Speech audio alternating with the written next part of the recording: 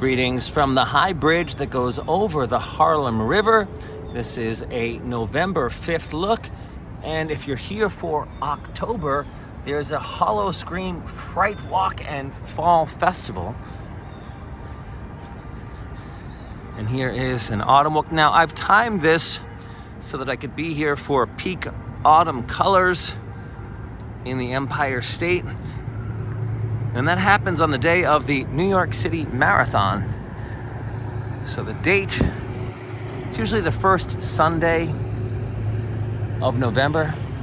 This is the Highbridge section of the Bronx. Took the 4 train to 170th Street. And the story is actually right here. This used to be a water crossway.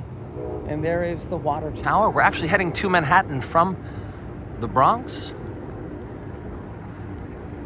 And similar to the High Line, the people in the local area said that they wanted to have this recommissioned. And it became similar to the walkway over the Hudson of Poughkeepsie, New York, celebrating BXNY. Yankee Stadium is in this direction.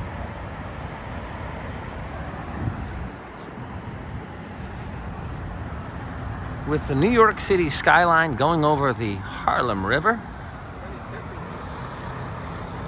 And check out that beautiful autumn color. That's why I love this day. Now, as you are walking, you can see the story of this bridge. 1837, fresh water. The 4-mile Croton Aqueduct carried fresh water by gravity from the Croton Dam over the High Bridge to 2 reservoirs in Manhattan. And that's the premise of how this bridge started. And it's an absolutely free bridge to cross. Now, you can get to the walkway over the Hudson by the Metro North train, which I highly recommend, that goes from Poughkeepsie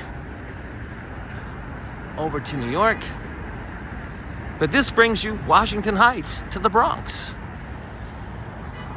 to visit the thirsty city.